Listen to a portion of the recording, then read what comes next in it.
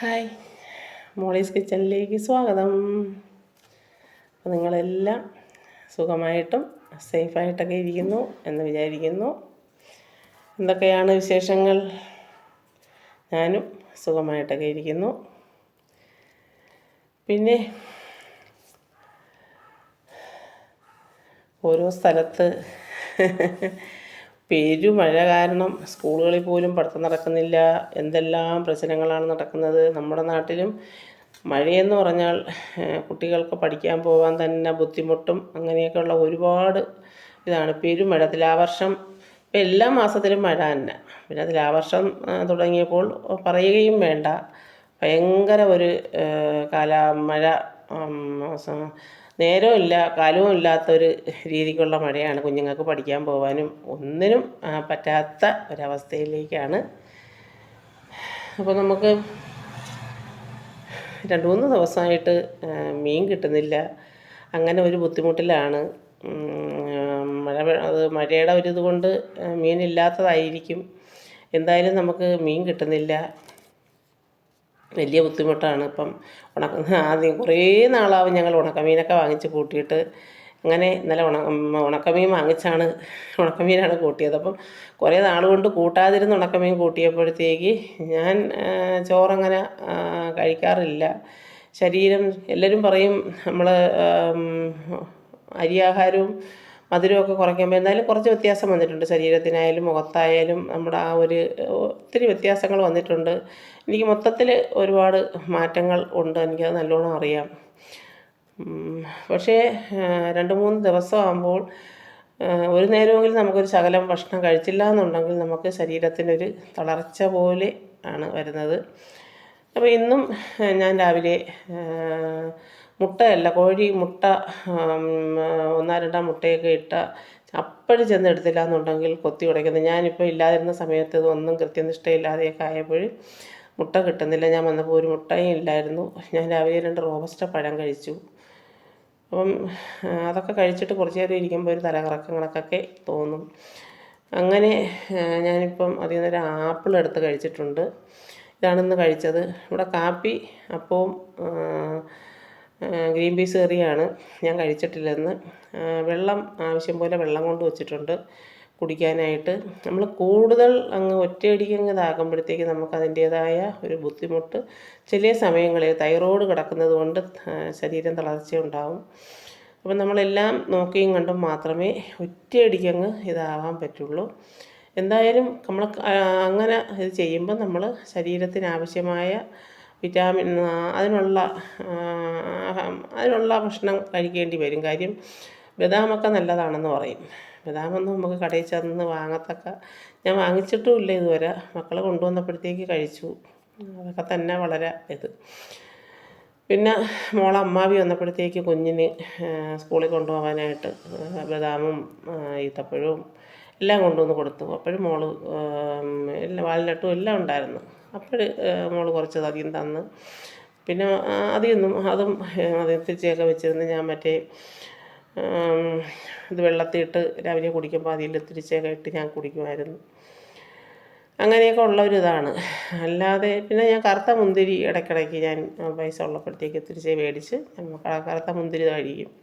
അപ്പം ബ്ലഡ് നമ്മുടെ ശരീരത്തെ എപ്പോഴും ഹീമോഗ്ലോബിൻ്റെ കുറവ് വരാതെ എനിക്കെപ്പോഴും ഹീമോഗ്ലോബിൻ നോക്കുമ്പോഴത്തേക്കും ഉണ്ട്. അത് ഞാൻ ഈ കറുത്ത മുന്തിരി വല്ലപ്പോഴൊക്കെ മേടിച്ച് ഞാൻ കഴിക്കാറുണ്ട്. അങ്ങനെ കാര്യം നമ്മൾ ഗുളികയൊക്കെ മാത്രം കഴിച്ചുകൊണ്ടിരുന്നാൽ നമ്മുടെ ആരോഗ്യം എപ്പോഴും നമ്മുടെ ഹെൽത്തും കൂടി ശ്രദ്ധിക്കാതിരുന്നാൽ നമ്മൾ കിടന്നാൽ നമുക്ക് ഈ പറഞ്ഞ കണക്ക് നമ്മളെ മക്കൾക്കല്ലേ അതിൻ്റേതായ ബുദ്ധിമുട്ട് വരുന്നത്. അപ്പം നമ്മുടെ ഹെൽത്തും കൂടെ നമ്മൾ ശ്രദ്ധിക്കുക. ഞാൻ എൻ്റെ ഹെൽത്തെന്ന് പറഞ്ഞൊരു കാര്യം ഞാൻ ശ്രദ്ധിക്കുകയില്ലായിരുന്നു എപ്പോഴും.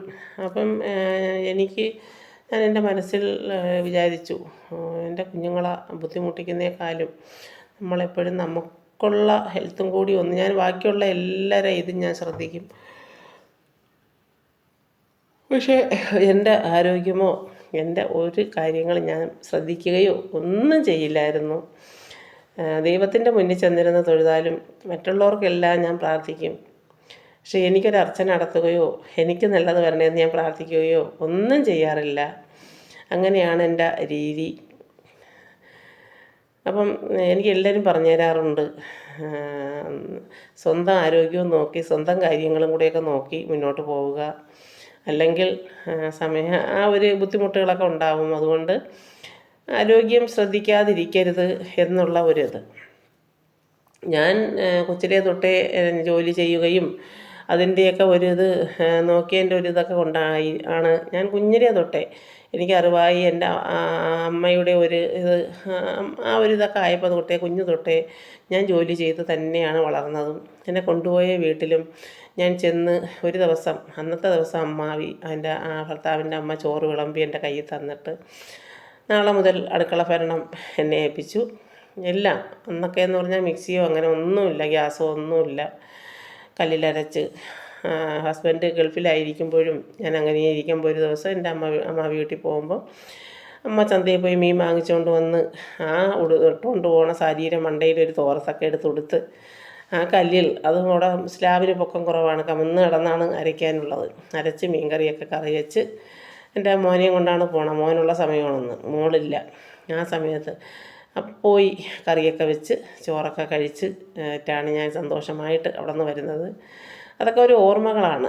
അതുപോലെ തന്നെ സ്കൂളിൽ പഠിക്കാൻ പോയിട്ട് തിരികെ വരുമ്പോൾ അമ്മ വിളമ്പി വെച്ചിരിക്കുന്ന ചോറ് കഴിക്കാനായി ഞാനത് എപ്പോഴും എൻ്റെ മനസ്സിൽ നിന്ന് മായാതെ കിടക്കുന്നൊരു രൂപമാണ്. ഞാൻ ഈ ഇടയ്ക്കും ഞാനിവിടെ ഇരുന്ന് എൻ്റെ അമ്മ ഇതെല്ലാം കേട്ടോണ്ടിരിക്കുകയാണ്.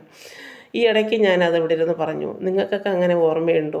നമ്മൾ സ്കൂളിൽ പഠിക്കാൻ പോയിട്ട് 4 മണി വിട്ട് നമ്മളിങ്ങനെ ഓടി വരുമല്ലോ, അമ്മ വിളമ്പി വെച്ച് നമുക്ക് ഉച്ചയ്ക്ക് കൊണ്ടുപോയി ഭക്ഷണം കഴിച്ചാൽ നമ്മൾ സ്കൂൾ വിട്ട് വരുന്ന സമയത്ത് ഞങ്ങൾ കുറച്ച് ഭക്ഷണം കഴിക്കുന്നൊരു പതിവുണ്ടല്ലോ. അപ്പം നമ്മൾ അമ്മയുടെ കൈ കൊണ്ട് വിളമ്പി വെച്ചിരിക്കുന്ന ആ ഭക്ഷണം കഴിക്കാനായിട്ട് നമ്മൾ ഓടി വന്ന് ഒന്ന് കൈയും കാലുമൊക്കെ കഴുകി ആ ഭക്ഷണം എടുത്ത് കഴിക്കുമ്പോൾ എല്ലാം അമൃതിന് തുല്യമാണ്. നമ്മൾ എന്ന് പറഞ്ഞാൽ ചിങ്ങേലി ഹൈസ്കൂളിലാണ് ഞാൻ പഠിച്ചത്. പിന്നെ കാട്ടാമ്പള്ളി സ്കൂളിൽ പഠിച്ചു. പിന്നെ ഞാൻ ആറ്റിങ്ങൽ പഠിച്ചു. ആറ്റിങ്ങലാണ് എൻ്റെ അച്ഛൻ്റെ സ്ഥലം. അവിടെയായിരുന്നു അമ്മയൊക്കെ താമസിച്ചിരുന്നത്. പിന്നെയാണ് ഇനി വന്നു. അങ്ങനെയൊക്കെ ഉള്ള ഒരുപാട് എൻ്റെ ജീവിത രീതികൾ, പണ്ടുള്ള ആ ഒരു രീതികൾ ഞാനിരുന്ന് ആലോചിക്കാറുണ്ട്.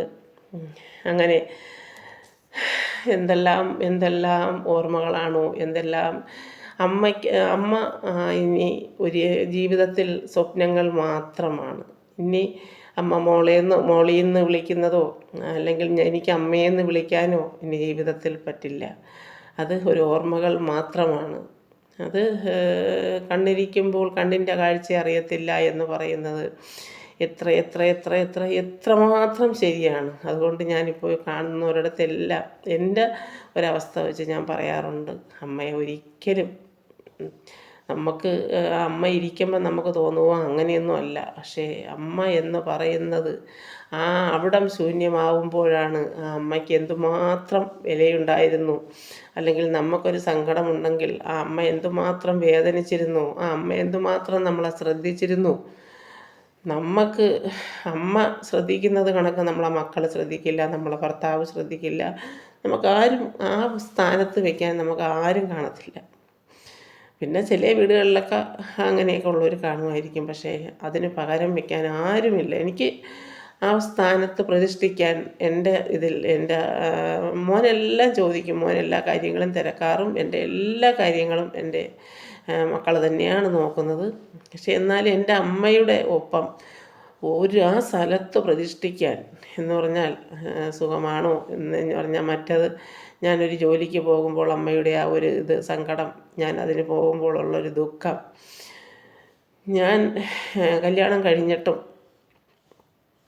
ഗൾഫിൽ നിന്നൊക്കെ ഇനി വന്ന് കുറച്ച് നാൾ കഴിഞ്ഞപ്പോഴേ ജീവിത ഉത്തരവാദിത്വങ്ങൾ മൊത്തം തലയിലേറ്റൊരു പെണ്ണാണ്. എൻ്റെ ഒരു അഭിപ്രായം പറയുകയാണെങ്കിൽ ഒരിക്കലും ഒരു ജീവിതത്തിൽ ഒരു വീട്ടിലെ ഉത്തരവാദിത്വങ്ങൾ പെണ്ണുങ്ങൾ ഏറ്റെടുക്കാതിരിക്കുക എന്നുള്ളതാണ് എനിക്ക് പറയാനുള്ളത്. അതെപ്പോഴും ആണുങ്ങളെ തന്നെ. പിന്നെ നമ്മളെ ഹസ്ബൻഡിനൊക്കെ സുഖമില്ലാതാവുമ്പോൾ നമ്മൾ ഓട്ടോമാറ്റിക്കായിട്ട് നമുക്ക് ചെയ്യേണ്ട രീതിക്ക് നമ്മൾ ചെയ്യേണ്ടി വരും. എപ്പോഴും അത് തന്നെ ചെയ്യുക വരും. അതങ്ങനെയാണ്. ഓരോ വീട്ടിലെ രീതികളും നമ്മൾ ഓർമ്മിക്കുമ്പോൾ നമ്മൾ അങ്ങനെ തന്നെയാണ് ചെയ്യുന്നത്. അപ്പം നമ്മൾ പല വീടുകളിലെയും ഓരോ രീതിയും അങ്ങനെ ആ ഒരു രീതി ചില വീട്ടിൽ ഭാര്യയ്ക്കായിരിക്കും ആ വീട്ടിലെ സകല അത് അവൾ ആ ഭാര്യ പറയുന്നതേ ആ വീട്ടിൽ നടക്കൂ. ആ വീട്ടിലെ ഭർത്താവിന് അവിടെ ഒരു വിലയും കൊടുക്കില്ല, ഭർത്താവിന് അവിടെ ഒരു കാര്യവും കാണില്ല. ആ അങ്ങനെ ഒരിക്കലും ഒരു കുടുംബങ്ങളിലും സംഭവിക്കാൻ പാടില്ല. ആണെന്ന് പറയുന്നത് ഇപ്പം എൻ്റെ ഭർത്താവിൻ്റെ വീട്ടിലായാലും ഇവിടെ ആയാലും എന്നെ കല്യാണം കഴിച്ചുകൊണ്ട് പോയ ആ വീട്ടിലെന്ന് പറഞ്ഞാൽ ആണുങ്ങളെ ശബ്ദം പെണ്ണുങ്ങളെ ശബ്ദം വിളി കേൾക്കാൻ പാടില്ല ആണുങ്ങളുള്ളപ്പോൾ എന്നായിരുന്നു അവിടുത്തെ ഒരു രീതി. ഇപ്പോഴും അണ്ണനെ ഞങ്ങൾ ഉറച്ച് സംസാരിക്കുന്നത് അണ്ണന് അത്ര ഇഷ്ടമുള്ള കാര്യമല്ല. അതുപോലെ തന്നെ അണ്ണൻ്റെ സുഹൃത്തുക്കൾ രണ്ടുപേർ വന്നാൽ അണ്ണൻ വിളിക്കുമ്പോൾ മാത്രമാണ് ഞങ്ങൾ ചെല്ലാനുള്ളത്. അപ്പോൾ അണ്ണൻ പരിചയപ്പെടുത്തും. ഇന്നത്തെ രീതിയൊക്കെ ഒരുപാട് മാറി. പക്ഷേ എൻ്റെ ഒരു ഇതിൽ പറയുകയാണെങ്കിൽ കുറച്ചൊക്കെ പഴയ കാലം തന്നെയായിരുന്നു നല്ലത്. ഇപ്പോഴത്തെ കുറേ ഓവർ സ്മാർട്ട് ആൾക്കാർ, ആണുങ്ങൾക്ക് വില കൊടുക്കാത്ത കുറേ രീതികളൊക്കെ നമ്മൾ ഒരു സ്ഥലങ്ങളിൽ പോയിട്ട് വരുമ്പോൾ ഞങ്ങൾ ഓരോന്ന് കണ്ടും കേട്ടുമാണ് നമ്മൾ ഈ ഓരോ അഭിപ്രായങ്ങൾ പറയുന്നത്. അങ്ങനെ കുടുംബം കൊണ്ടുപോകുന്ന എത്രയോ പെൺപിള്ളേർ കഷ്ടപ്പെട്ട് പാടുപെട്ട് രോഗിയായ ഭർത്താവിനെയും നോക്കി അങ്ങനെ ചെയ്യുന്ന എത്രയോ പേരുണ്ട്. പക്ഷേ ചിലർക്ക് ഒത്തിരി ഇതൊക്കെ ആകുമ്പോൾ അഹങ്കാരം ആയി പിന്നെ അവർ തറയിലുമല്ല ആ ഒരു രീതിയാവുന്നവരും ഉണ്ട്. അതൊക്കെ എല്ലാം ദൈവത്തിൻ്റെ ഒരു കളിയാണതെല്ലാം, എല്ലാം ഭഗവാന്റെ ഒരു കളിയാണതെല്ലാം. അങ്ങനെ ഞാൻ എൻ്റെ അമ്മയുടെ ഓർമ്മകളിരുന്ന് ആലോചിക്കാറുണ്ട്. അച്ഛൻ അതൊരു പ്രത്യേക ചിട്ടയും കാര്യങ്ങളും എല്ലാം ഉള്ളതാണ്. എൻ്റെ അച്ഛൻ പാവമായിരുന്നു. അച്ഛൻ ഇത്തിരി ട്രാൻസ്പോർട്ടിലായിരുന്നല്ലോ ജോലി. ആ സമയത്തൊക്കെ ഉള്ളൊരിതല്ലാതെ അച്ഛൻ ആരെയും ഇച്ചിപ്പോന്ന് അങ്ങനെ ഒന്നും ചെയ്യുന്നൊരു മനുഷ്യനല്ലായിരുന്നു. അച്ഛൻ്റെ പേര് മൃദുലാക്ഷൻ എന്നാണ്. കേൾക്കുമ്പോൾ തന്നെ നിങ്ങൾക്ക് ഇത് തോന്നുമല്ലേ. അപ്പോൾ എനിക്ക് മോളിൽ നിന്ന് തന്നെ വീട്ടിൽ വിളിക്കുന്നു ഷർമിള. പിന്നെ ആറ്റിങ്ങക്കാർ എനിക്ക് ഷോഫി മൃത എന്ന് പേരിട്ടു. അച്ഛൻ്റെ പേരും കൂടെ ചേർത്ത് ഷോഫി മൃത. പക്ഷേ എനിക്കത് ഇപ്പോൾ കേൾക്കുമ്പോൾ എനിക്ക് ഭയങ്കര ഇഷ്ടമുള്ള പേരായിരുന്നു. അങ്ങനെ എൻ്റെ അച്ഛനും എൻ്റെ അമ്മയും എൻ്റെ ആങ്ങളയും എല്ലാവരും ഞങ്ങളെ വിട്ടു പിരിഞ്ഞു പോയി. ഇനി എൻ്റെ കുടുംബം, എൻ്റെ വീട്ടിലെ അംഗങ്ങൾ മാത്രമാണ് എൻ്റെ ഭർത്താവും മക്കളും മരുമക്കളും.